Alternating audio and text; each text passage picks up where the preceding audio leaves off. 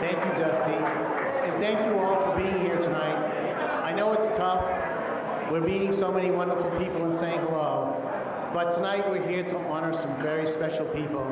So we're really grateful that we're able to bring attention to the most significant group of city builders that we get a chance to honor this year.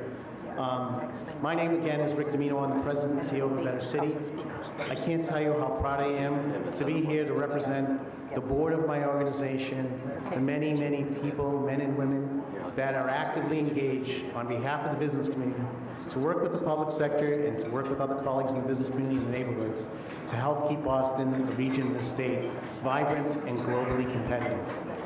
It's my pleasure to welcome you all to this wonderful event.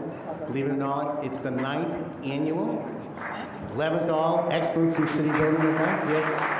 And we're so grateful for all of your participation and sponsorship. You know, just so everybody knows, every once in a while, the conversation about this event and its growth and the emergence of its importance kind of gets us in conversations about maybe we should find a bigger room. But Alan and I have this conversation every once in a while, and this is the house that Norman built, and we will never change this room.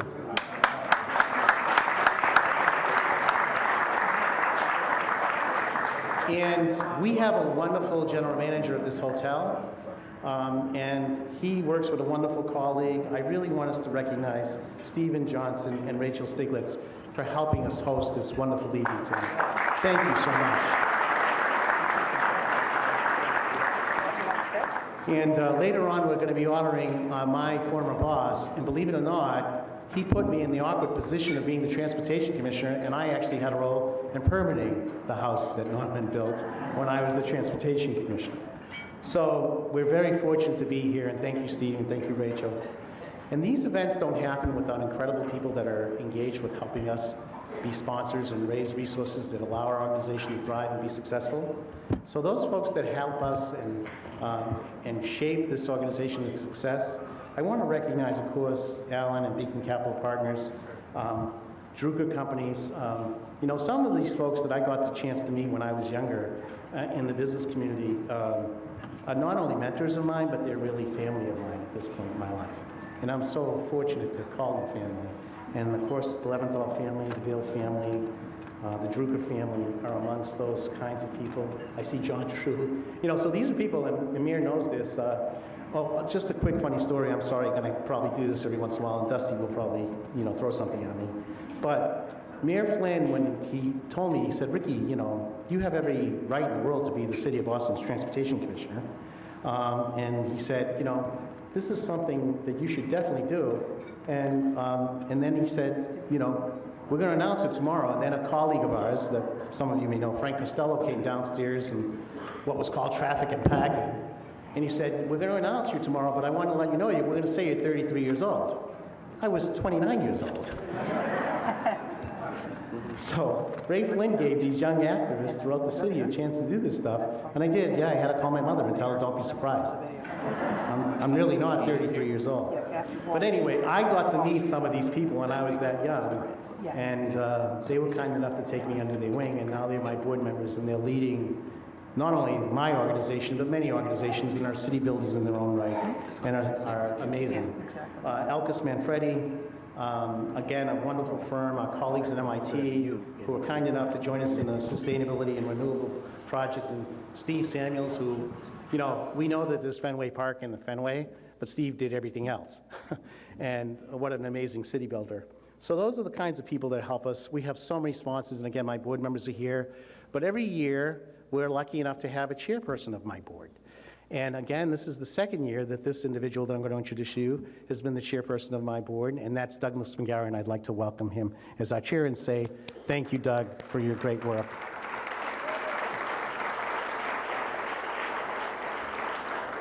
And again, quick story, Doug McGarry was the chief of staff for Fred Salvucci when I was transportation commissioner, and I'm glad to say that he's still alive to tell the story of those days, because he used to deal with a crazy commissioner like me. And thank God he's still friendly about the whole circumstance. John Drew, You hosted this wonderful event. You had a great host committee. How amazingly successful you were. I mean, I think it's always hard to get our crowd settled down, but this crowd tonight is unbelievable. And again, we broke records in terms of your participation. And John, thank you to you and the host committee for making that happen. But I can't tell you, you heard Dusty kind of ask you to please settle down. Dusty does that, you know, to be honest with you, for me. Dusty is one of the premier event leaders in the world. Dusty, we're so glad and lucky to have Dusty here in Boston. I know Mayor Walsh is here. I mean, when Dusty decides to do something to help the mayor or help me or anyone run a big event in the city, she just does a great job. And let's recognize Dusty because she volunteers to help pull this together.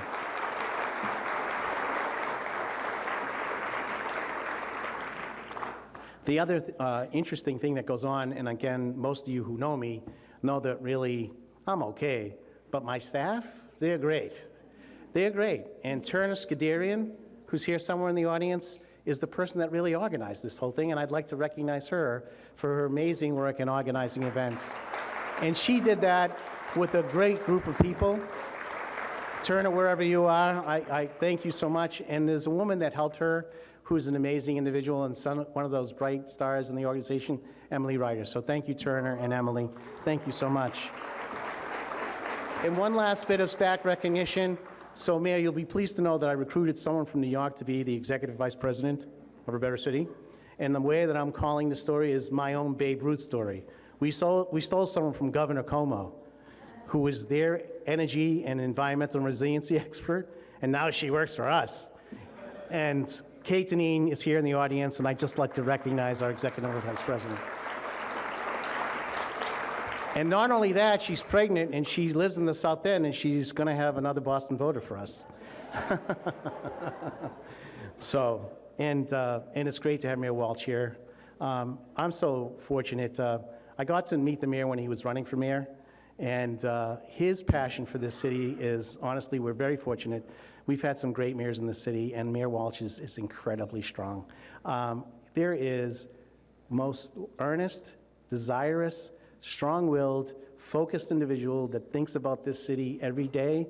We couldn't have anybody be better in the mayor's position. And Mayor Walsh, we're so grateful for your job you do and your being here tonight. Thank you so much.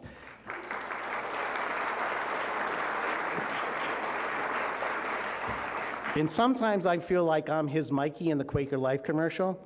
It's like, hey, I want to redesign the Northern Avenue Bridge. Where's Ricky? Or let's do a citywide transportation master plan. Or let's think about one time Ricky talked to me about putting buses on the street and taking traffic lanes away. But the good news is my conversations with the mayor, every time I've talked to him about what we should be doing, and I ask him what we should be doing, he said, Ricky, let's make sure we're doing what's in the best interest of the city. And that's his direction to me, and that's the kind of guy he is. And again, Mayor, thank you so much for what you do for our city. Thank you.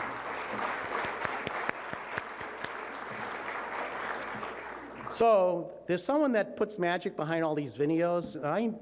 We've been doing this for 9 years, and I just wanted to take a moment to recognize her. She's standing in the back somewhere.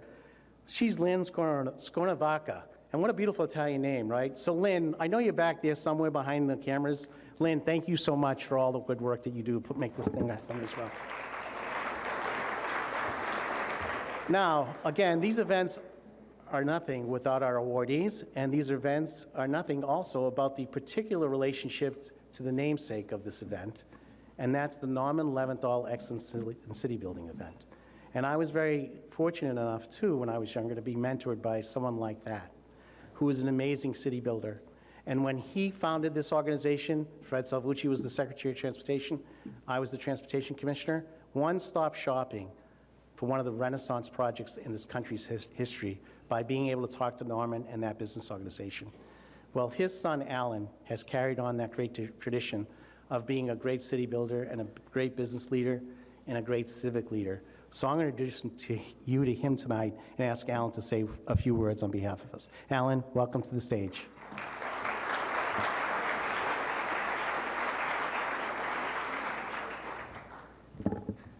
It is such a joy for me to stand here every year and talk about this incredible organization.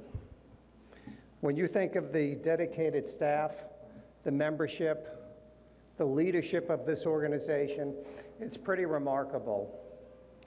It's been 30 years. It started under Ambassador Flynn when he was mayor 30 years ago. Pretty remarkable. And what all of you have done with this great organization is help ensure that this is the greatest city in America today.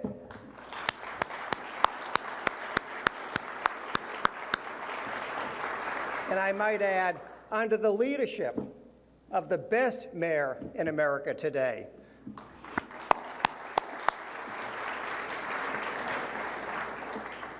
So this couldn't be a better community as a result of all the work that's been done by this organization.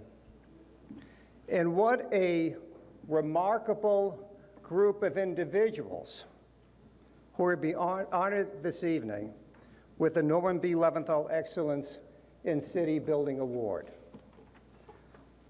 Joe Albanese, when you think of the effort and commitment of this individual to help restore a devastated city, it's remarkable. Joe, you're so worthy of being recognized this evening. And Rosemarie Sansone, in her various positions to help the city of Boston, her role as a city councilor, and now more recently as the president and CEO of the Boston BID. And of course, Rafael Reif and the MIT Sustainability Group. My father was very close to Rafael as I am. He's an extraordinary leader. And MIT has done amazing things for this community, for the country, for the world, in improving the quality of human life, and how well-deserving Rafael is and his team. And then, of course, Ambassador Flynn. It was under your leadership as mayor, Ambassador Flynn, that this organization was founded. It was under your leadership as mayor that this property, this elegant building that we're in today, was developed, a landmark for the harbor. So how appropriate to recognize your leadership and the support you provided to this community. And of course, I just want to comment about the leadership of ABC. Rick, how many years as leader? 25 years. Pretty remarkable. I don't think his hair color looked like that when he started. Did it, Stacy? But Rick has really led this organization in a remarkable way, working closely with the political leadership.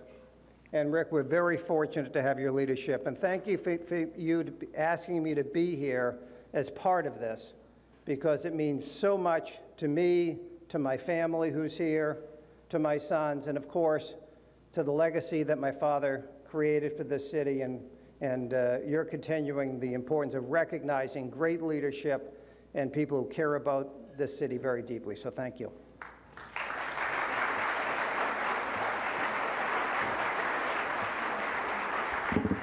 Thank you, Alan. The good news is that we're really blessed with some pretty amazing elected officials in addition to Mayor Walsh. Tonight, Mayor Rivera is here, and I'd like to recognize him. Mayor Rivera, where are you? In the city of Lawrence. Thank you so much. And as you can see, Ambassador and Mayor Flynn is very, very much someone that pays a lot of attention to his children and his grandchildren. And there was this one wonderful young man that would hang out with us, and now he's a city councilor, and that's City Councilor Ed Flynn. Thank you, City Councilor Ed Flynn.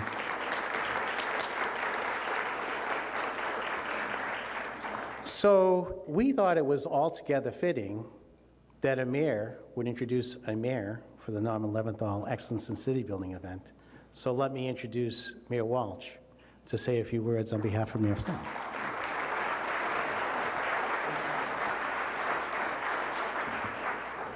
Thank you very much, Rick. And I want to start by just thanking Rick for his leadership and vision.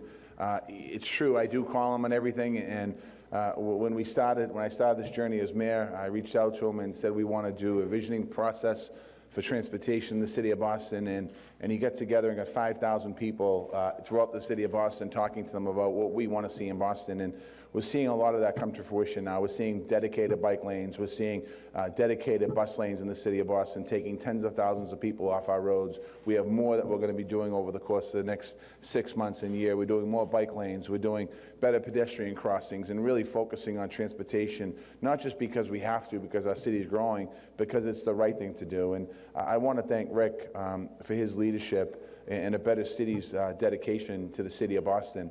I just went to Copenhagen and I had a chance to go there. We're on a climate summit, C40 Climate Summit, and I had a chance to walk around, and I was saying to somebody out in the hallway that 50% of the people that travel in Copenhagen travel by bike, 50% travel by car. And there was and everyone follows the rules of the road. The pedestrians walk to the crosswalk, and when the light is red, they don't cross, and when the light is green, they cross. The cars stop at red lights, they don't rush through yellow lights. And the bicyclists don't run people over on the sidewalk. And there was one point we're crossing the street and I wasn't thinking, and I almost dashed across the middle of the street, and I realized we're with someone who's walking in front of me, and I said, I better not do this. And it was amazing to see people actually like each other and follow each other. And for 5 days, I didn't hear a horn beep, which was amazing. And it's all true what I just said. But it really does show you what we still have so much more to go here in Boston and America, and we're going to continue to, because I was with 10 mayors from America, and Eric Garcetti's the leader of C40 now. And it wasn't just about transportation, it was about the environment. And thinking about the mayors in America really getting together and doing some incredible things around environmental justice and moving forward. And Boston is a leader there. So, but I want to thank Rick and his team here for the great work they do, and all of you in this room that have something to do with it. To Alan Leventhal and the Leventhal family, thank you. Norman Leventhal was a visionary. And of course he was a visionary. He's from Dorchester, so of course he's a visionary. And when you were talking about the house that Norm built, I actually worked across the street in International Place when this was going up. And I was watching this building being built while I was working on the first tower in International Place. Actually, I think they were both being built, but I worked on the first tower. And seeing the amount of work at that time in the city was amazing. We were going through a bit of a renaissance, seeing new buildings and new ideas and new projects being built in the city of Boston. It was a great time of growth in the city. And we're seeing that same thing happen now today in Boston. So I want to thank the Leventhal family for all that they do for our city. To all the other awardees tonight, award winners, congratulations to all of the work that you do. And I know you're being recognized for different accomplishments, but you could all be recognized for lifetime accomplishments. So congratulations to the award winners tonight, the other people recognized.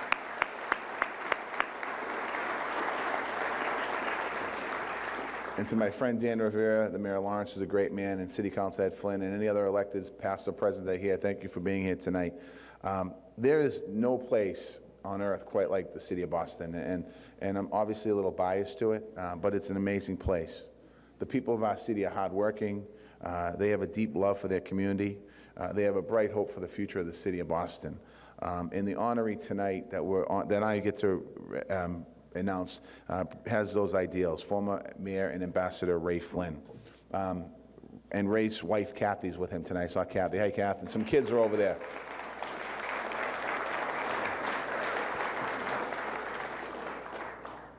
I was with Ray Flynn this morning. We're at a funeral for a guy named Billy McGonigal. Billy McGonigal worked for the Boston Housing Authority for 47 years. He dropped out of school, high school. He's from Southie. He dropped out of high school and went to work for the Boston Housing Authority, and he rose all the way to the top of the Housing Authority.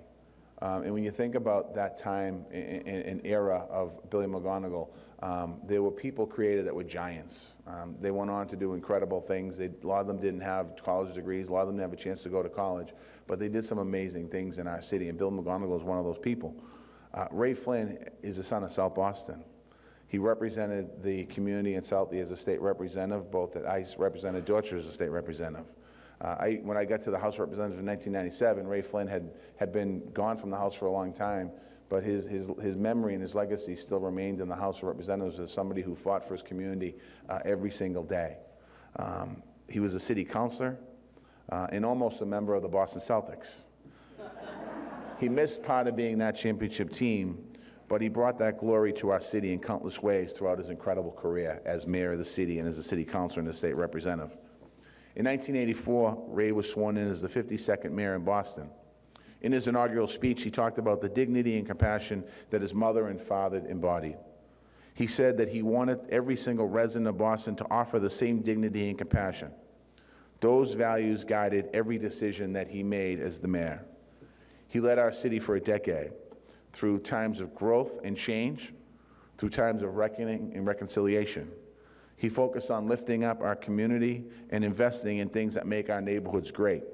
I remember being a president, I was coaching a Little League at the time when Ray was the mayor, and I remember he came down and brought new clay to the field in McConnell Park in Savin Hill. And that field, that clay that was there was in the suburban parks. And he brought that to the city of Boston. And most people don't think that's a big deal, but for an inner city Little League programs all across the city, that made such a big deal because it brought pride back into our neighborhoods. In 1993, President Clinton named Ray Flynn the United States Ambassador to the Vatican. He led at a national and international level, while always staying closely connected to the people of our working class neighborhoods. He has always been a champion for everyday people. And he talks about it today. He talked this morning about working on the docks. He talks about, and he championed working men and women, championed our kids and our seniors. He championed people with disabilities. And everyone who calls Boston their home, he was their champion. He's a veteran, a scholar, a man of faith, and a man who loves his family. He's a leader with a steady hand and a visionary with an open mind. I've learned a lot from him throughout my life, and I think one of the biggest lessons I met with him, he came into my office right after I became the mayor, his former office. And he talked about Polish immigrants coming into the office at one point trying to seek asylum. And he said he let them stay in his office. He let them stay there because it was the right thing to do. A few months later, unbeknownst to me, the President of the United States of America was going to attack immigrants and Muslims in the same way. And I took the podium in the Eagle Room next to where Ray's office was, and I talked about using my office as a sanctuary, that everyone is welcome to my office. It was kind of unique words, and people said, oh, it was really nice of you. And I did say I was not the first one to offer my office up. Mayor Flynn was the first person to offer this office up.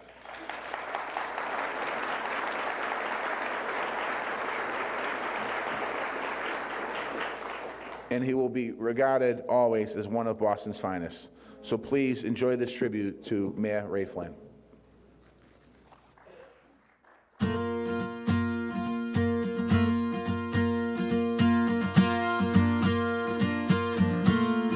I want to congratulate Ambassador and former Mayor Raymond Flynn for this Lifetime Achievement Award named in memory of Norman B. Leventhal. Like Norman, Ray Flynn played a big role in shaping the city we love today. He led our city during some of the most important moments in our history. He loves Boston with all of his heart, and it's been a pleasure to work with him over the years. He'll always be a big part of who we are as a city. There are many things that Ray Flynn is to Boston and to the world.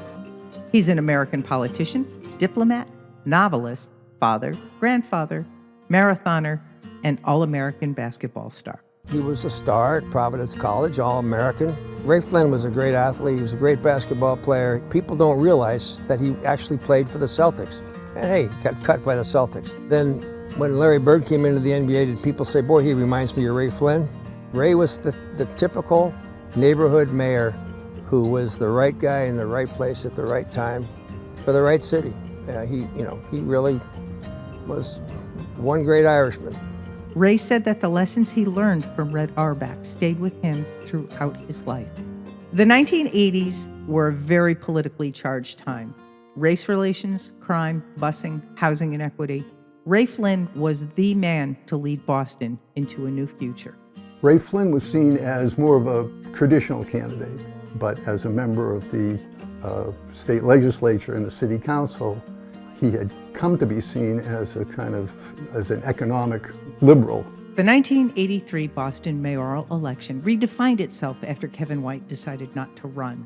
Candidates like Larry DeCara, Dennis Kearney, David Finnegan, Mel King, and Ray Flynn became the main contenders, with Ray Flynn becoming a new style of leader in City Hall. Ray Flynn reinvented the mayor's job as we knew it, and ever since, every mayor has spent much more time in the neighborhoods than had Kevin White or John Collins.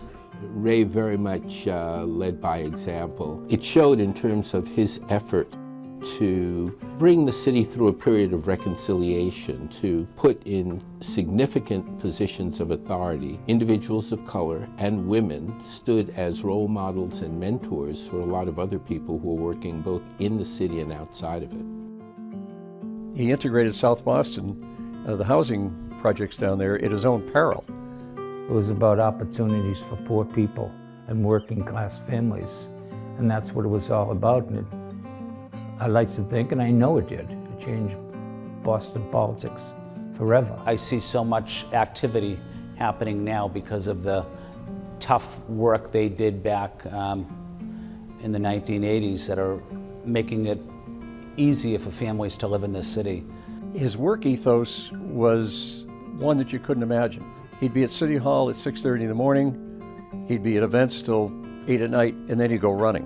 And that running wasn't around a proven track, 8 laps. It was through the city streets, time of day, and his poor handlers, his guards, he just kind of ditched them all the time. Everyone knew him as a real guy, as a person who was totally authentic, and who, when he was around picking up homeless people on the street and getting them into shelters, that he was doing that because he really cared about them and not because there might be media around or because he was looking for any kind of credit. Ray Flynn had remarkable foresight as a city manager. When Mayor Flynn was elected in 1983, the Boston economy and Massachusetts economy was really struggling to convert from the old industrial model to the new knowledge-based model. So one of the things that happened that contributed to the challenge was that the Defense Department closed the South Boston Army base. And where everybody else saw an old abandoned warehouse, Ray Flynn saw a new cruise terminal. So he, in the mid-80s, 1986, started the cruise terminal. The first year, they had 13 ships and 11,000 passengers, which is pretty good for a first year. And recently, they've had 10 times as many ships and 35 times the number of passengers. So it's a huge, huge success. Another little-known fact is that Ray is also an actor. He appeared in an episode of Cheers on November 2nd, 1989. In 1993, Bill Clinton offered Ray Flynn the ambassadorship to the Holy See. Answering his calling to serve his faith, he served at the Vatican until 1997.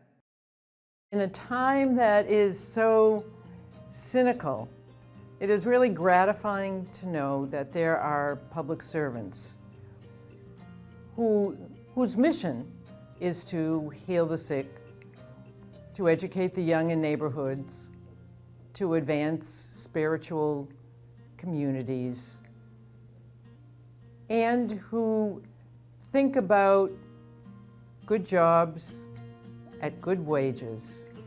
He is the mayor of Boston. He was the mayor of Boston, but he will always be a man of God and a family man. When we talked to Ray about this story, he talked about coaching his grandson's Special Olympics baseball team.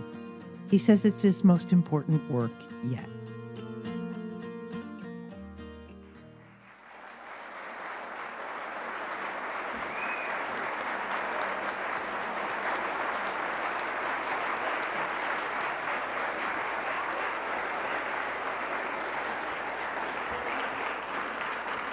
As Mayor Flynn wakes to say up here,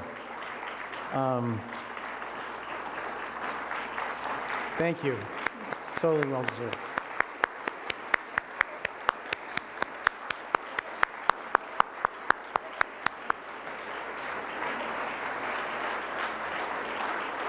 Mayor Walsh.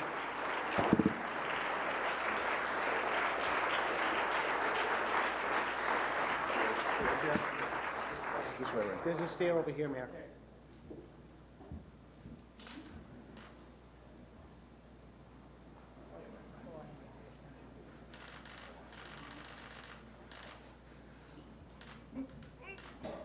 Great job. Do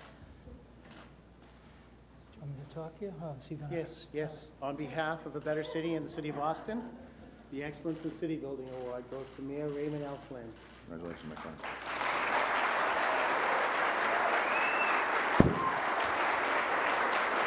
Thank you, words, Mayor.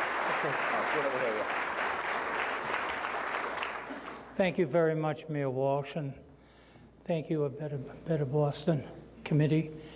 I'll be very, very brief. I'm going to ask my son Eddie to say a few words that are necessary for this special occasion. I just got out of the hospital, so I'm not as strong as I was in those pictures playing basketball.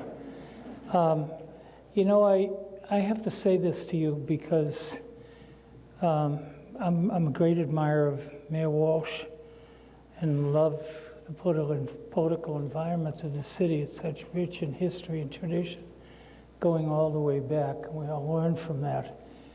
But when I think about Boston and its success, the term a great city, it's because of you. It's because of the business community here in Boston.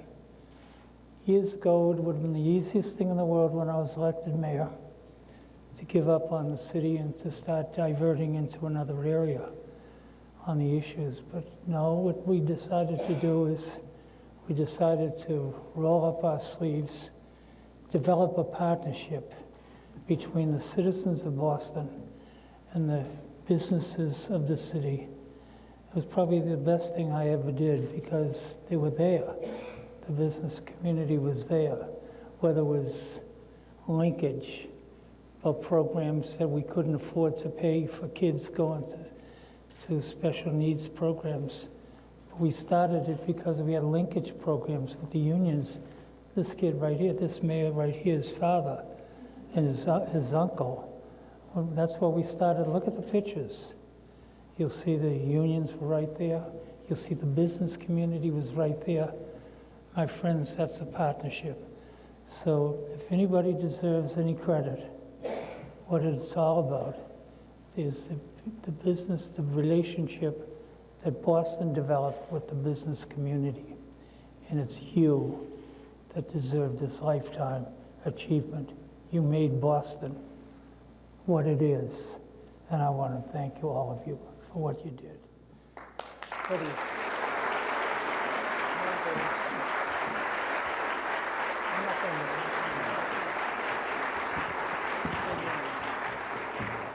Thank you, and on behalf of my family, we want to say thank you to the Leventhal family for their tremendous work in helping build Boston. My father always talked about Mr. Leventhal, not really as a businessman, but the contributions he made to our city, to the civic life of Boston. So honored to be here. Thank you to Rick Domino and A Better Boston. And as Mayor Walsh was saying about the parks in Savin Hill when he was a young kid as a coach, as a city councilor now, I'm seeing that same investment over the last 4 or 5 years of our parks and playgrounds across all of Boston.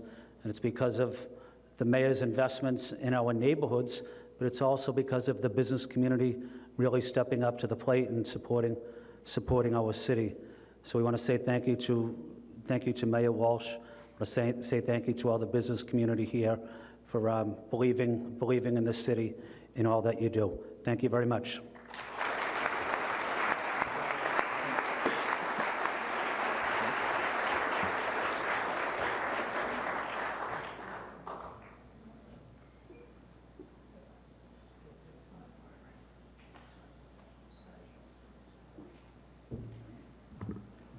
So I think we need to recognize Mayor Flynn one more time.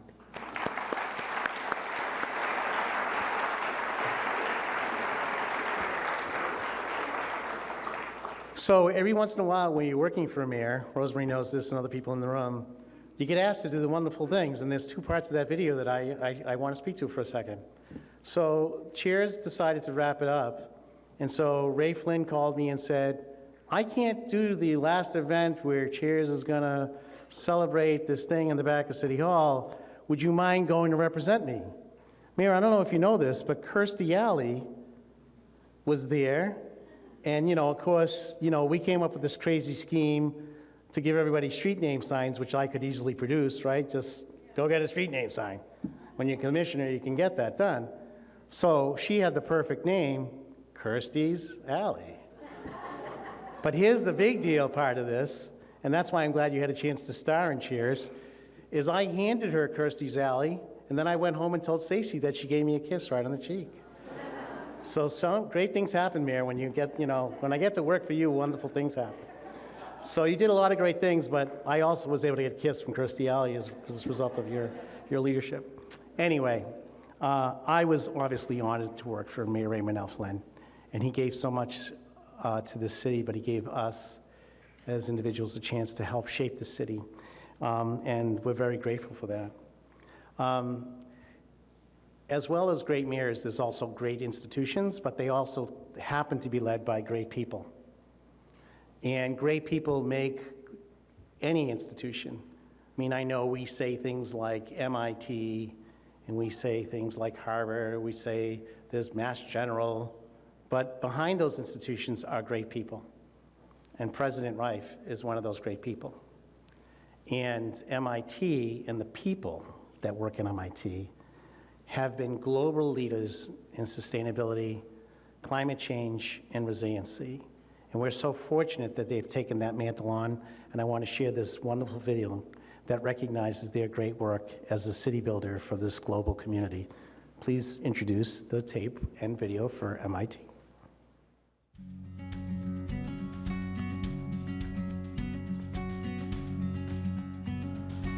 My father would be so proud that MIT was being recognized with this award. He used to come back from his meetings at MIT and he would be beaming and talk about all the incredible things MIT was doing to improve the world. The faculty, the students, the engagement with industry. I want to congratulate President Reif and his incredible team for their work in this area and what they're doing to improve the quality of human life. In 2014, MIT released a plan for action on climate change. The goal was to emphasize that the world needs an aggressive but pragmatic transition plan to achieve a zero-carbon global energy system. The MIT campus as a living lab addresses the urban challenges of climate change. This plan is already responsible for positive, practical solutions at home. Rafael really wants MIT to be a citizen of Boston and Cambridge in our cities. Clearly our built environment is absolutely essential, and that's of course what Norman Leventhal was all about. MIT's Climate Action Plan was based on a year-long discussion with the members of our campus community. The plan consists of 5 pillars, the first of which is to improve our understanding of climate science. The second is to develop low-carbon, energy-efficient solutions through technology.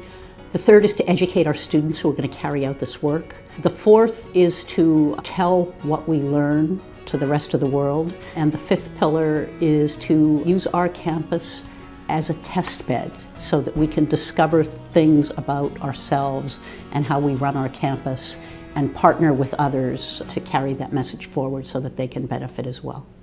MIT's mission is a commitment to advancing knowledge, educating students, and bringing that knowledge to bear for the betterment of humankind. Let's bring our best thinking to the best solution. So that's the first day at MIT this year. And then through the year, there's a series of 6 very high-powered symposia. MIT is educating the future engineers of sustainability today. Some of the on-campus research includes the study of campus waste, looking at the complexities of the efficiencies of both old and new buildings on campus, open spaces, flood zones, and how sustainable energy will be provided with a new power plant, looking at a goal of net neutrality by 2050. There's been an effort to expand the educational opportunities for students to give them opportunities to think about what it would mean to be a champion of climate change in their careers in the future. And so there's a new minor was created in climate change to help students understand the causes and consequences of it and some of the possible pathways to solutions. MIT has partnered with A Better City in investing in sustainable energy sources, further reducing the campus's carbon footprint. This is an inspiration for MIT to continue to reach higher and farther, and not an invitation to MIT to rest on its laurels. The success of a plan for action on climate change is that the MIT campus is a living lab for sustainability by reducing its carbon footprint. The education of MIT students to architect a future of net zero energy consumption, and these students and this plan will show the world by example that these energy plans can work. A Better City salutes the MIT community for leading the charge for sustainable campus living.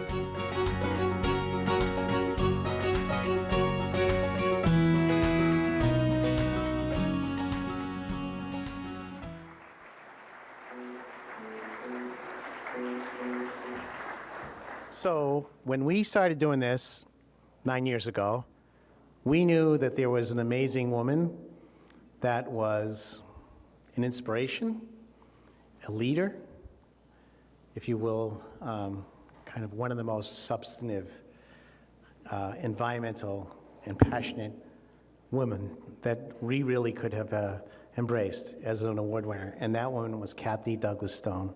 Kathy, please recognize MIT, come up here and recognize our MIT colleagues. And also please welcome Kathy Douglas Stone to the stage. Thank you, Ricky, and good evening. As a past recipient of the Norman B. Leventhal Environment Award, I'm especially honored to present this year's honor to President Reif and the MIT Sustainability Team.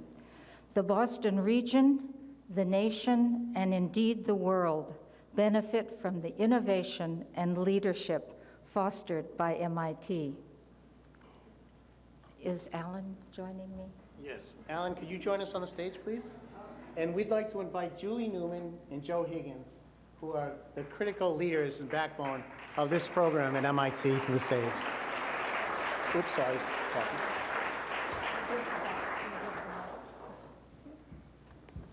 Hi. Nice to see you. Congratulations. Nice to see you. So excited. We're so excited. Congratulations. So much.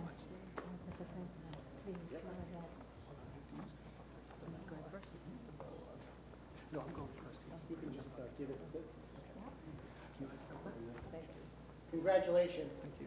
Please, a few words. Sure. So good evening. My name is Joe Higgins, and I'm the Director of Operations at MIT. And Julie and I are here with our MIT colleagues this evening, the incredible team. It is a privilege for us to represent President Reif and MIT in accepting this award from Kathy and Alan this evening. On behalf of MIT, we want to express our thanks to the Leventhal family for inspiring and recognizing excellence in our broader community, and to A Better City for serving as a role model and a catalyst for regional collaboration. In 2016, MIT had the great fortune to work so closely with A Better City, Boston Medical Center, and Post Office Square Redevelopment Corporation to enable the construction of a 60-megawatt solar farm in North Carolina. The facility, as you saw, is called Summit Farms. It is now one of the largest renewable energy projects ever built in the country through such a diverse alliance of diverse buyers. It's 3 miles long. It really is big. The carbon-free power generated each year is equivalent to removing 25,000 cars from the road. This collaboration was expertly shepherded by A Better City, and it reinforces how partnership models can be extremely effective mechanisms in mitigating the impacts of climate change. Since the launch of Summit Farms, we've shared this model with peers across the country. We've hosted webinars, meetings, and presentations. We've received immediate and passionate interest from statewide systems local corporations, and university partnerships, many of which have pursued collective renewable energy projects of their own. So we'd like to extend our thanks to our great partners and the great people of the Summit Farms Project, A Better City as the convener, Boston Medical Center, and Post Office Square Redevelopment Corporation. Your combined efforts put forth a new model to increase renewable energy solutions at such a remarkable scale. Thank you so much.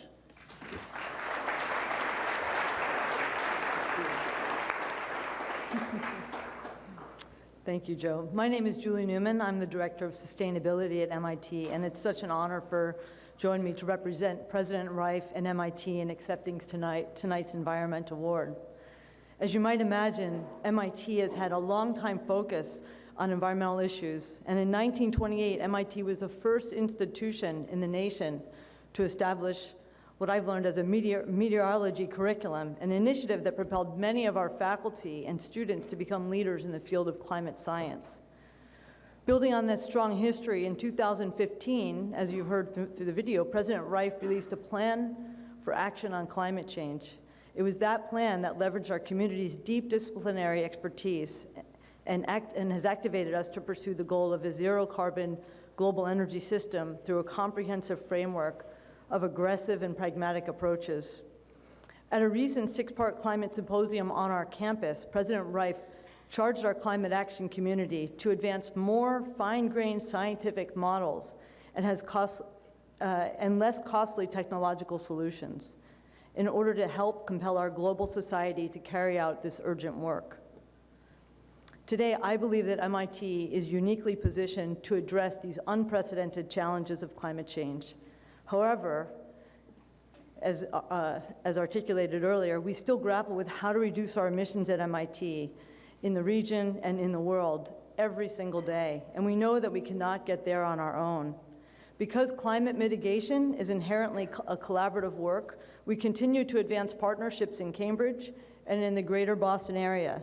For example, through the Boston Green Ribbon Commission, some of which you are here tonight, and the Cambridge Compact for a Sustainable Future, we have all helped to create promising frameworks for municipalities, property owners, and higher education to collectively pursue these shared goals. We're also moving ahead with important collaborations at the industry level. For example, our colleagues at the MIT Center for Energy and Environmental Policy Research, the Joint Program on Science and Policy, and the MIT Energy Initiative are all producing emerging research through critical cross-sector partnerships. And in Cambridge, we actively use our campus as a test bed for change, working with faculty, staff, and our talented students. We're researching battery storage, energy efficiency, innovative design, large-scale renewables, carbon pricing, and other potential climate solutions. We are deeply honored to accept this award on behalf of President Reif and the Institute, and we are grateful to the Leventhal family and A Better City for the special recognition. Please know that the evening inspires us even more to work with all of you on behalf of the future of our planet. Thank you very much.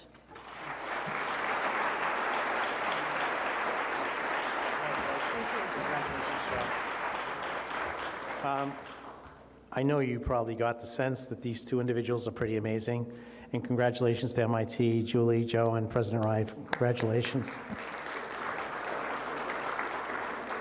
So as Alan was saying, every once in a while I'd have a chance to go have lunch with Norman, and one of the stories that he would tell us is that, you know, Rick, and of course I knew this, but he'd say, you know, I was thinking about going to Harvard. I went and knocked on their door, and the reception wasn't so warm. So I went down the street, and I went to MIT, and thank God I did. And I think MIT is very grateful that Norman was one of their great students. But I can tell you, and Norman used to tease me, because I got to teach a little bit at the Graduate School of Design and got to be a little fellow there, and we would kid around about the rivalry. But what a wonderful organization that does many wonderful things. And I want to recognize someone that's been on the board of A Better City for many years that's represented the organization, Kelly Brown. Let's recognize Kelly.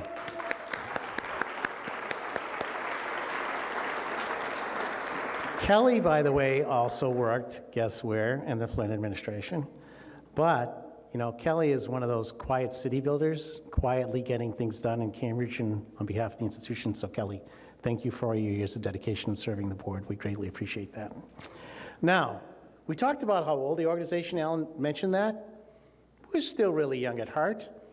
And I'm going to introduce the chairperson of the board to talk about how young we really are, because we have a staff person that we truly want to recognize for their wonderful energy and excellence. Douglas McGarrett, Chairman of the Board of A Better City.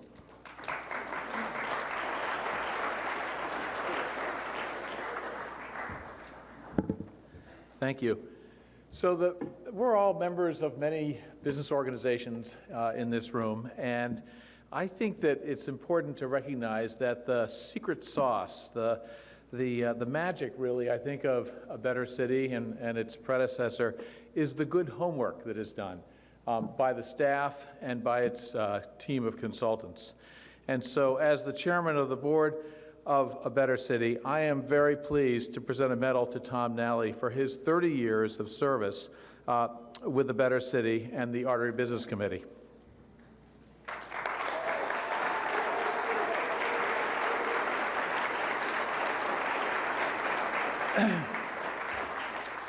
Tom has served as the planning director of A Better City since its predecessor organization, the Artery Business Committee, came into being.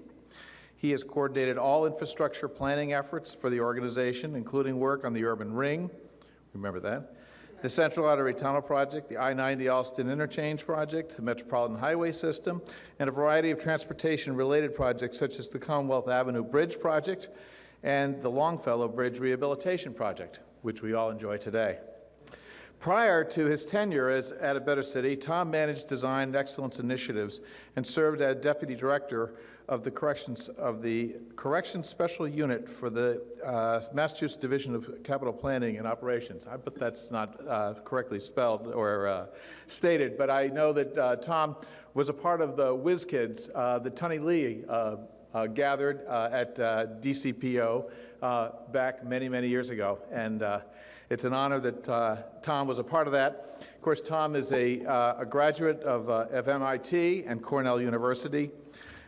He serves on the Brookline Economic Development Advisory Board, and he's a registered architect, received, as I said, his master's in planning from MIT. And tonight we recognize Tom, who is joined by his wife Sudie and their son Michael, and thank him for his loyal service and steadfast work with A Better City over these last 30 years. Tom?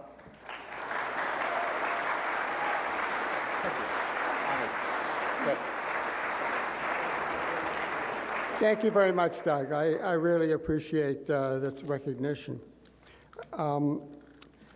Longevity has its virtues. Tim Wakefield has the third highest number of Red Sox wins, 168, behind Cy Young and Roger Clemens, who are tied at 192. Wakefield also played in 590 games and faced 12,971 batters, compared to Clemens' 382 games and Young's 297 games. Brevity in speeches also has its virtues. Thank you for this recognition. It's been a privilege to make this contribution, and that's the long and the short of it. Thank you.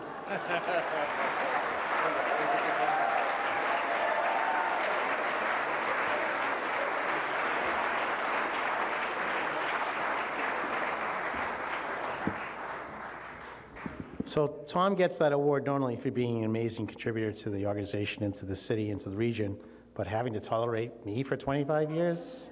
And let's face it, he deserves a big, big award. He's an amazing individual. I was actually commissioner when Tom was working for then the Artery Business Committee and working for a dear colleague who was an amazing leader that Mayor Flynn brought to the administration, William Coughlin. And between Bill Coughlin and Tom Nally, Fred Salvucci and I and the mayor and the Governor Dukakis couldn't have a better team at the Artery Business Committee. So Tom, thank you again for all your wonderful contributions to the organization. So in life, you run into people that are very thoughtful about giving guidance to people like me. Recently, I got asked by Mayor Walsh and Governor Baker to work with the business community to create a business improvement district for the Greenway. So I went to the Oracle of Delphi, known as Rosemarie Sansone, and thank God she took me under her wing. The good news is that she's taken me under her wing for many years. And it's great when you talk to Rosemarie because she's such an astute and amazing leader. You just ask a simple question, Rosemarie, no, you don't want to do that. How about this? Nah, that's really stupid. And that kind of guidance and advice has helped people like me and many, many others. She's been a mentor to this community, a leader, an elected official, and an amazing, amazing, passionate, dedicated soul that's really driven this city and its passions and its wonderful outcomes. And of course, I mean, the first ever business improvement district in the city of Boston. So Rosemarie, we're going to your turn on our tribute for you tonight, but we wish we could do more and more for the wonderful works that you've done for us. So please welcome this video in tribute to Rosemarie Sansone.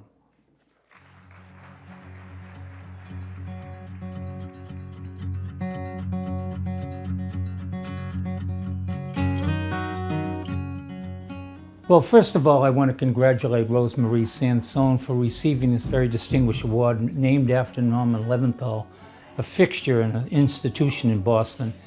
Rosemarie did something very special for Boston.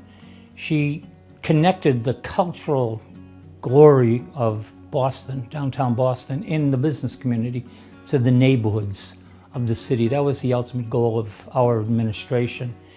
And for years it had been somewhat estranged, but she and others brought Ricky Domino and other people, brought it back together. So it was one Boston, a united Boston. Congratulations, Rosemarie, a well-deserved award. The 2019 honoree for land development, Rosemarie Sansone, truly should be honored for excellence in city building. For her entire career, she has been a part of the fabric of city builders who have laid the foundation of the Boston that we all enjoy today. She was inspired to public service while working for Frank Bellotti. She worked for a short time in my law office, and then she worked in all my campaigns. As a matter of fact, she used to do advances, and they would put pins and bumper stickers, and even if they didn't like me, the place would be full of Bellotti paraphernalia by the time I got there. From 1984 until 1993, she was a Boston City Councilor at large. There are some people, and Rosemarie is one of them, they don't settle for mediocrity. I mean, it's not in their mindset. And I think that when you build a city, you have to be driven by excellence. You have to be driven by the need to serve others and the need to actually transform people's lives. During Ray Flynn's tenure as mayor, she served as the director for the mayor's Office of Business and Cultural Development. She knew how to get things done. She was a sophisticated politician, too. You know, she knew how to get things done. She knew how to open doors. And, not just with me at City Hall. She was director of public affairs at Suffolk University. Her idea was, let's raise the public profile of the institution by doing things that are productive, that are useful to the city as a whole. Rosemarie's talent is fitting all of the pieces together for a bigger vision and putting teams together to make that vision happen. Creating the Downtown Business Improvement District was a great idea, and finding Rosemarie to head it was an even greater idea, because she is a genius, has a genius for creating communities. The vision for downtown was to really be able to create a space and a place that improved the quality of life for everybody. And what Rosemarie was able to do was to ensure that regardless of who you are, regardless of your station in life, that downtown was a place for you.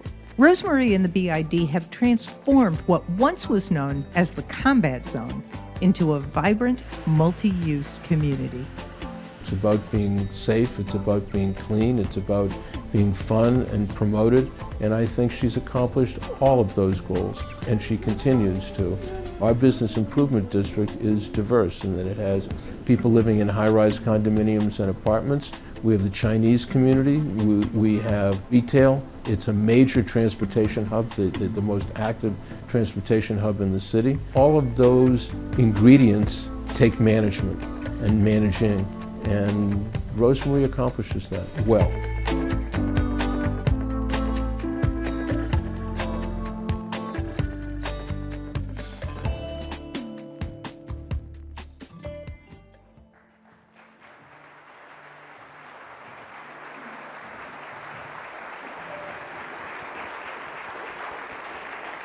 To present Rosemarie with her award this evening, I want to invite Ronald Drucker to the podium. Ronald, again, is one of those amazing city builders, and Ronald, thank you so much for doing this tonight. You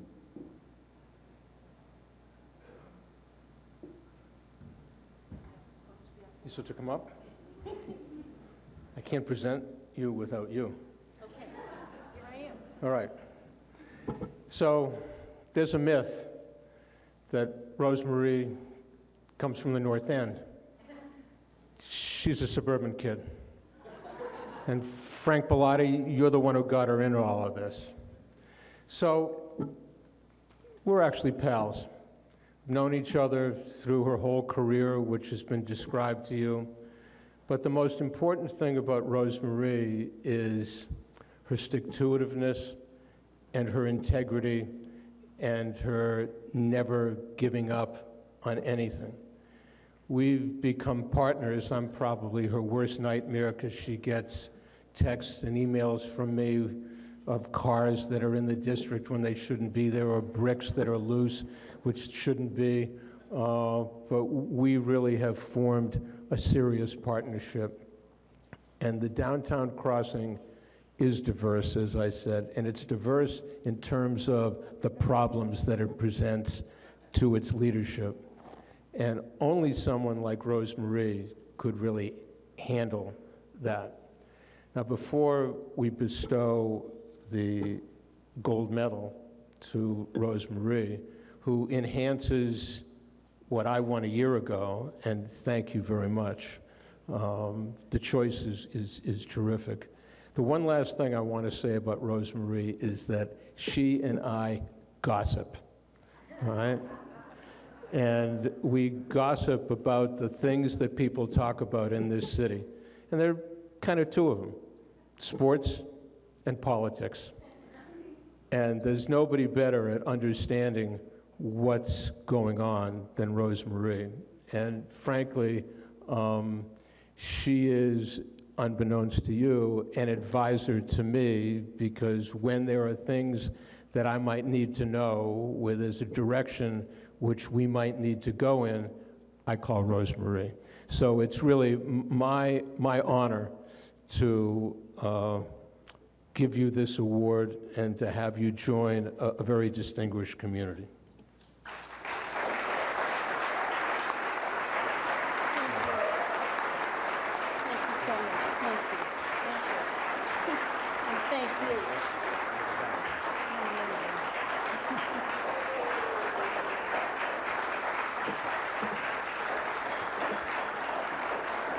Okay, thank you so much, everyone. The moment I've been waiting for. Okay, well, thank you, Ron, for those generous words, very kind and generous words. And thank you, Rick Domino, A Better City, the Leventhal family, and everyone on the host committee for this wonderful honor and privilege. I have prepared some written remarks, and my former colleague, Larry DeCara, said it's okay. He said, for moments like this and nights like this, you can have a written statement because it's really important to get it right. So I did that. I am humbled and privileged to receive this distinguished award in Norman Leventhal's name, an individual who gave so much of himself every day, as long as he could, and left a legacy that will live on forever. Not just in this incredible space that transformed Boston's skyline, but spaces like Center Plaza, the beloved and well-cared-for Post Office Square Park, and his extraordinary and cherished map collection. Norman left something for everyone, and his life continues to be a model for all of us, as someone who gave back to the city over and over and over again. I believe there are many of you in this room tonight, if not all of you, who give back to the city and our community in which you live or work. I believe that is what we all do and what makes Boston and Massachusetts great. We dig in, we roll up our sleeves, and we get the job done. We talk to one another. We listen to one another. Today, maybe more than ever before. Even with all the data points and the information that we collect, I believe we still understand that there's nothing more important and nothing that can replace face-to-face conversations and meetings, even sometimes when we disagree. The world we live in is very different than it was 30 or 40 years ago. Today's challenges are more complex and require different skills. But what I see around me are people working together, continuing to build a community that represents and includes everyone. I feel extremely lucky to do the work that I do. And mayors have always played a role in my life, and Mayor Walsh is no exception. Working with him and his administration has been critical to the work that bids do, and it is that partnership with so many stakeholders that we have that continues the work.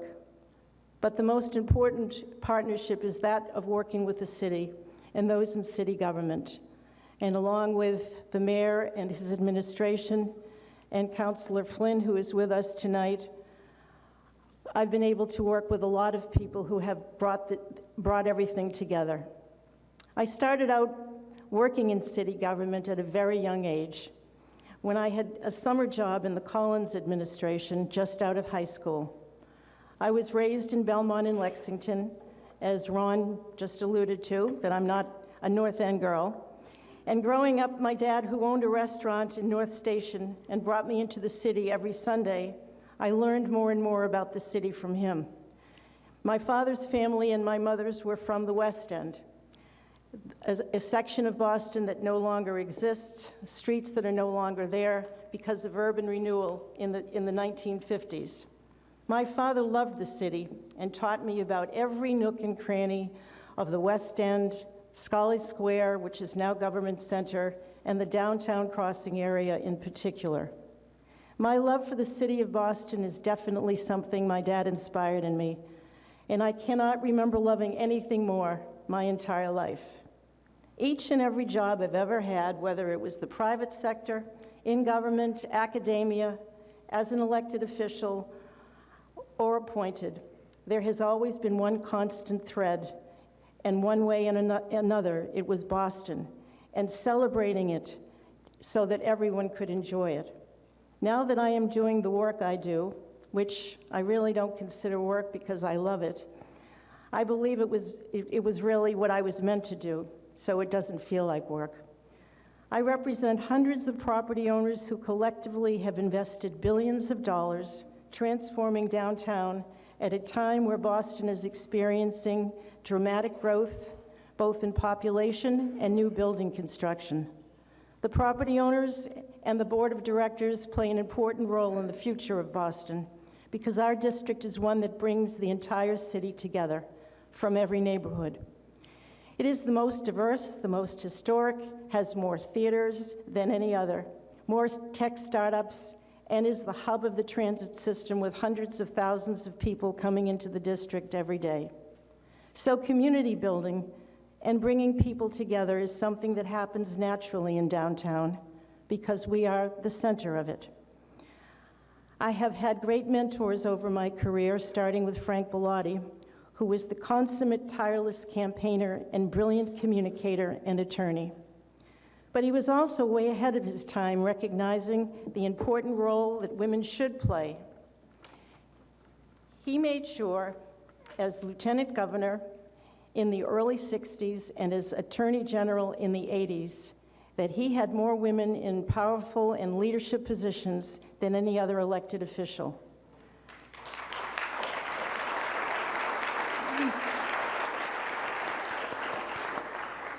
There have been many other mentors along the way, but Frank's influence on my career has been the most profound and lasting. And he was a Boston boy, born and raised in Dorchester.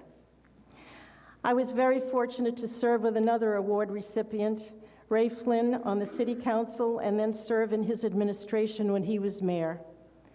Ray taught all of us what compassion and remembering and caring for those less fortunate was all about.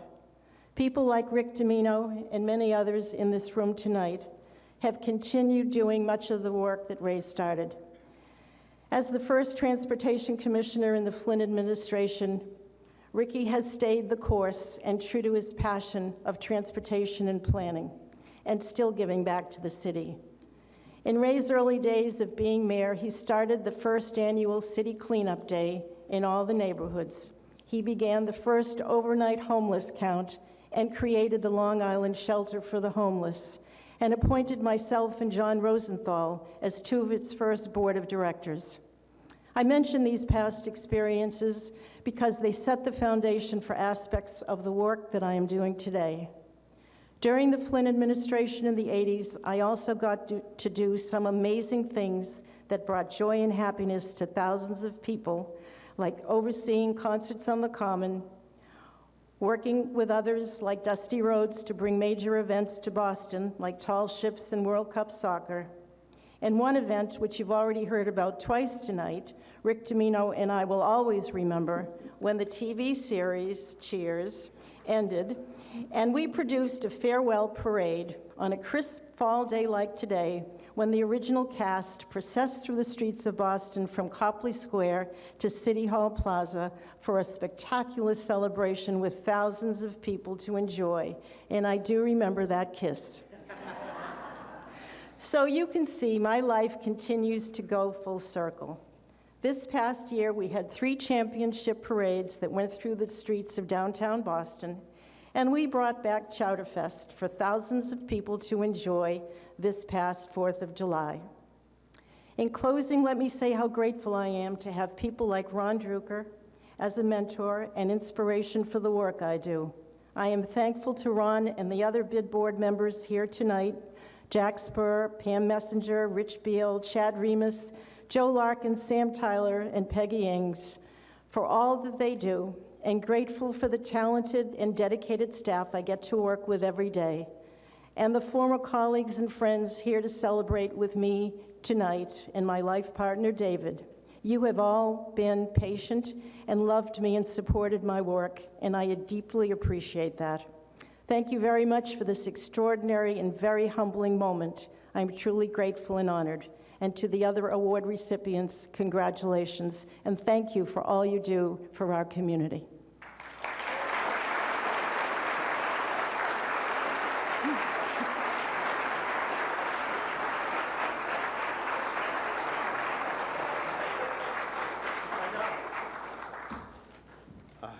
Again, a round of applause for Rosemarie. Truly a transformative woman. So every once in a while, I get to meet these amazing all-stars that somehow or another, you know that when they get called to duty, they show up. They show up big time. Joe Albanese got called to duty when the Merrimack Valley was facing a significant crisis. And tonight, Joe Albanese is getting recognized for excellence in city building in the area of infrastructure, which is kind of part of who we are at A Better City, but it's the first time ever that we're recognizing someone for their great leadership in rebuilding a region in this state where infrastructure was at a critical impasse. Please enjoy this video recognizing Joe Albanese.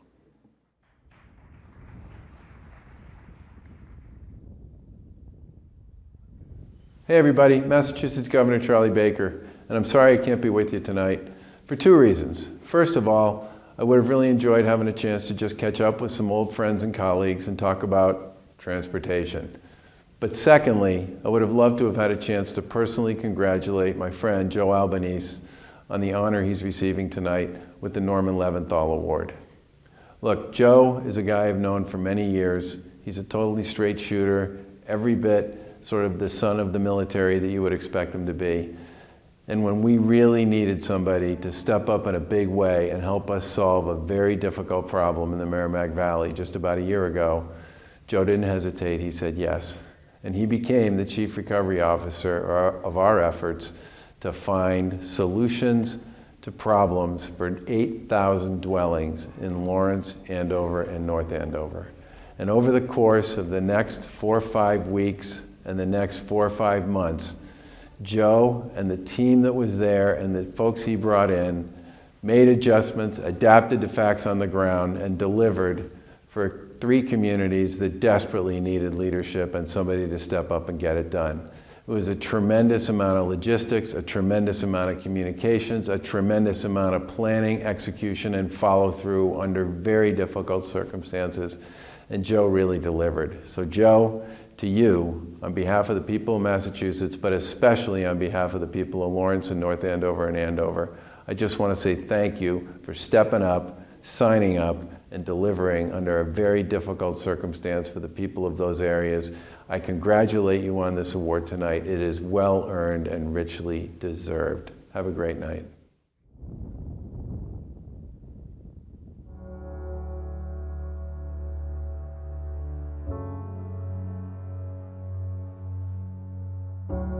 Approximately 4:05 on September 13th, 2018, we had a sudden influx of calls for reported building fires in South Lawrence.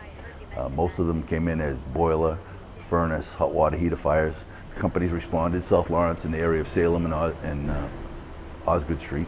And the deputy on scene within the first few minutes had receiving multiple calls in the same area, all of the same type, rather rapidly identified that we had an overpressurization event. First, if you have Columbia Gas, you should evacuate your house in these communities. During a routine gas main upgrade, a replaced gas line was abandoned. The gas pressure sensor in this line should have been disabled. This sensor was automatically calling for gas to be pumped into the system. The system pressure reached levels beyond dangerous, reaching homes and businesses without regulation. Every lit pilot light in this system became a veritable blowtorch. Damages were estimated at over 100 fires and explosions across 3 towns, with 10,000 homes and businesses affected. Charlie Baker needed to find a leader to help get these communities functioning again as quickly as possible. A leader like distinguished Navy veteran Joe Albanese. United States Navy Seabees are deployed around the globe. He retired as a Navy captain after 28 years of military service.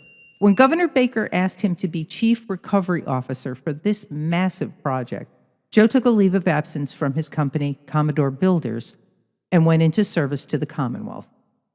Joe knew that he needed solid military minds alongside him.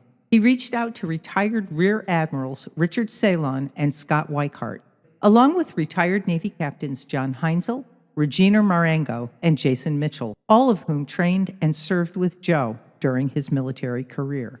In the military, at war, in contingency situations, you've got to be confident enough to make decisions with 50% of the information. And having these people behind me and with me really gave me that, because nobody ever second-guessed me. I mean, I had this force with me, and it was really, it made me way more effective. The human part of it was really having that compassion, empathy, and understanding that everybody's needs is not what you think, it's really what they need. But you have to have empathy. You have to understand what the circumstance handed, in this case, Joe Albanese. His ability to relate and have empathy for those people that were impacted. Our mayor, Dan Rivera, was fighting the cause. The governor was standing by us. And Joe was out there, and and that Joe was one of those people that knew what he was doing in that field. So if you put all the right people in place, right, it works. Looking at what families needed immediately, housing was the first priority. Anything that was destroyed by the overpressurization of these gas lines had to be fixed, rebuilt, or replaced to new standards. There was over 45 miles of pipeline that needed to be replaced, 13 miles of existing polyethylene pipeline that needed to be recertified, and power needed to be restored to more than 10,500 residences. not to mention that winter weather and the holiday season were on the horizon. At the most critical point in the project, Joe managed 5,100 professionals, including 1,150 plumbers. Tens of thousands of new appliances and safety devices were installed, installations inspected, and new high-efficiency appliances significantly will improve the Merrimack Valley's carbon footprint. Joe has that human touch, his ability to connect and relate to people, made a difference here. Because this was, after all, it impacted so many people's lives. If they didn't feel that impact, if we were unable to translate that, if we didn't feel it in our roles in the individual communities, it would have been far more difficult to get things done. So that's what made Joe unique and I think rightly suited for the role. Tonight, A Better City both honors and thanks Joe Albanese for his service to our country and to the Commonwealth.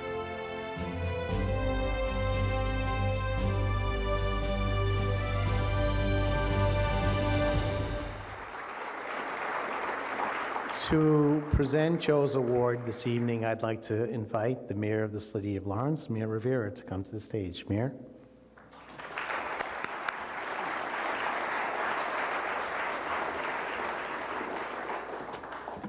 You're gonna have to hold on a second. I gotta get into uniform.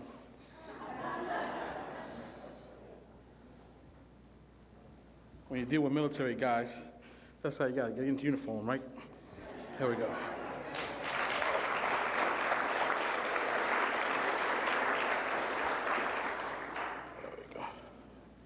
Kate, it worked out. Good evening. I'm Dan Rivera, Mayor of the City of Lawrence. Population 85,000. I wanted to thank you for allowing me to be here. It's too bad the mayor's gone. I'll say the Mayor Flynn, the work that you guys do is really hard. Being mayor, everybody thinks they want to do it until they have to do it. It's one of the hardest jobs in the world. And I mentioned the population 85,000 because I think Marty Walsh is the best mayor of any city in America over 90,000 people. Don't tell him I said that.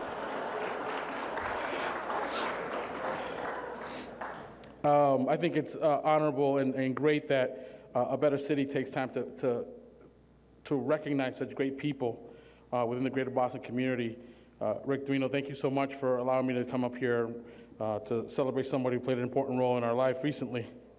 I've only known Joe a brief time, but if any of you ever served in the military, as I did and Joe did, changed duty stations or were in combat, you know that even though you spend short periods of time with people, under the circumstances of which you do, the intensity of that time spent compresses time and makes 4 months feel like 4 years.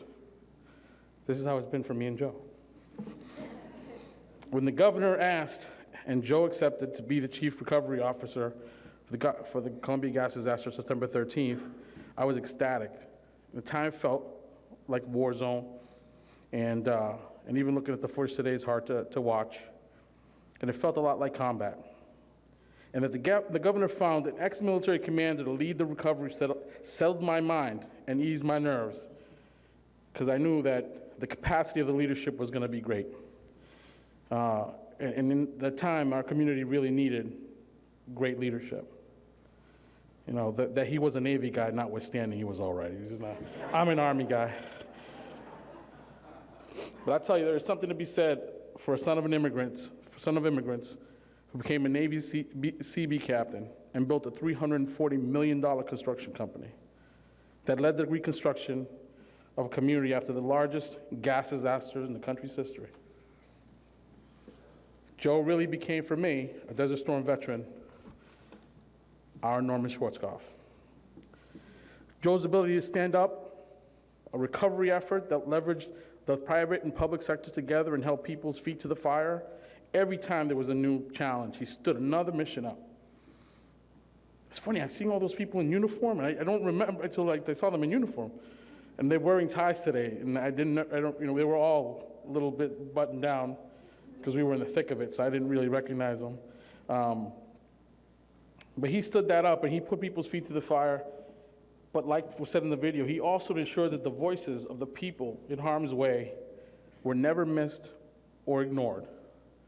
All this was crucial when you're trying to at least in Lawrence, you're trying to fix 31 miles of pipe in what really was 3.5 square miles, with everyone back in their homes trying to get in and around. Sometimes people were stuck in traffic for hours. They couldn't even leave their homes because they were digging in the hole so fast.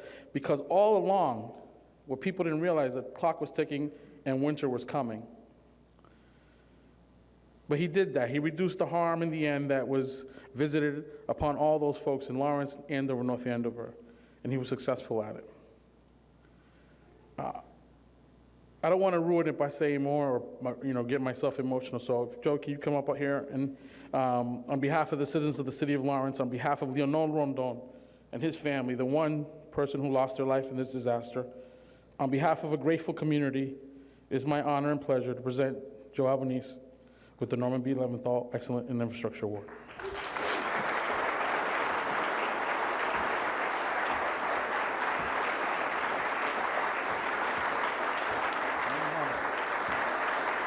Step four. Great job, Mayor. Thank you. Joe, congratulations.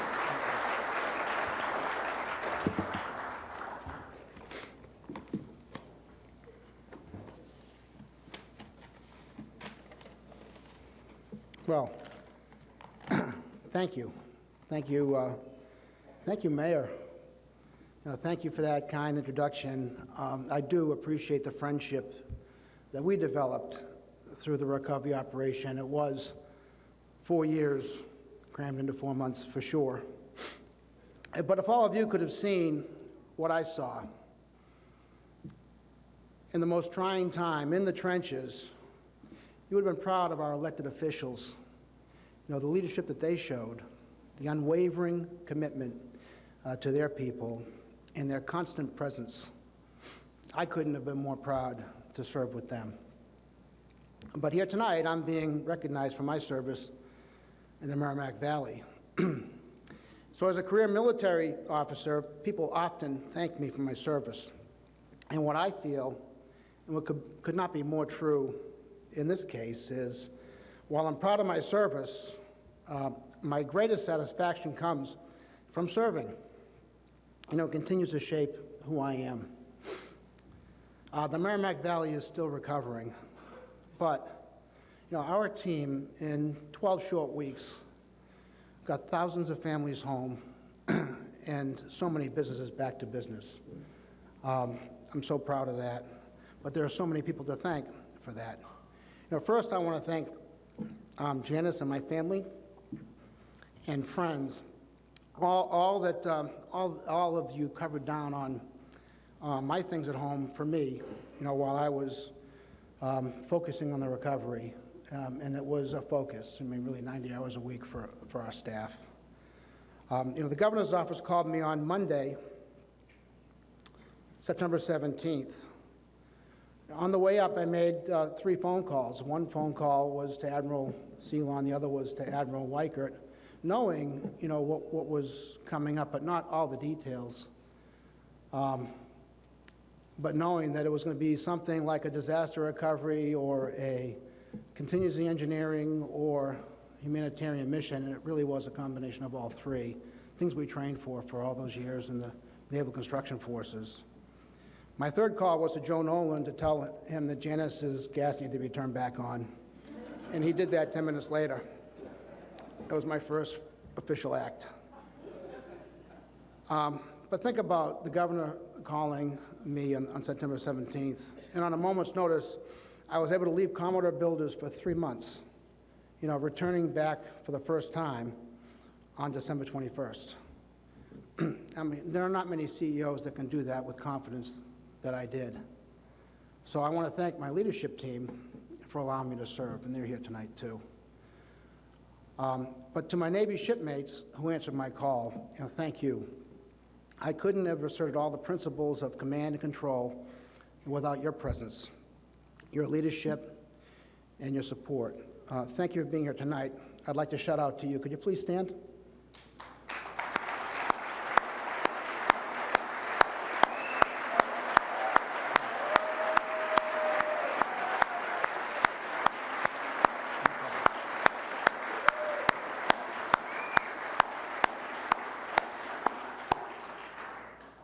I also want to recognize the electrical workers and plumbers union leadership for their role in building up our labor force. Huge numbers, particularly through a tight labor market that we have today, the struggles we had to man our daily projects. This was nothing short of incredible, so thank you.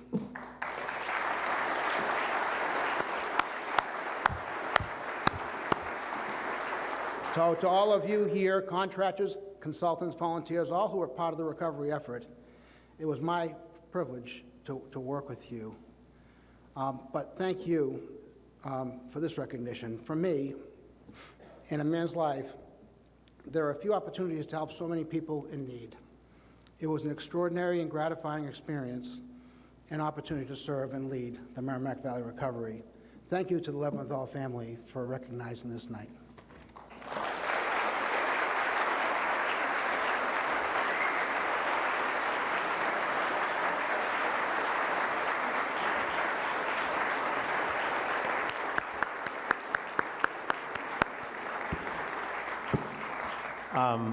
I think you now know why these awardees were picked.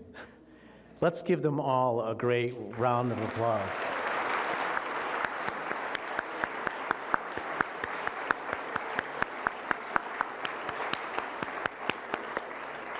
So the kind of joy that comes from recognizing folks that do wonderful things, from compassionate and strong leaders like Rosemarie Sansone,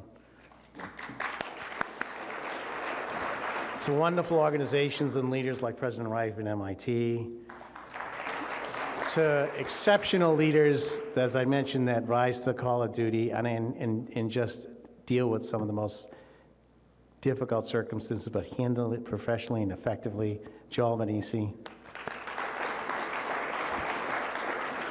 And then finally to my old boss, and someone that has been an inspiration for many of us through the years, that's been a guiding light for what makes this city great, Ambassador and Mayor Raymond Flynn. Thank you so much.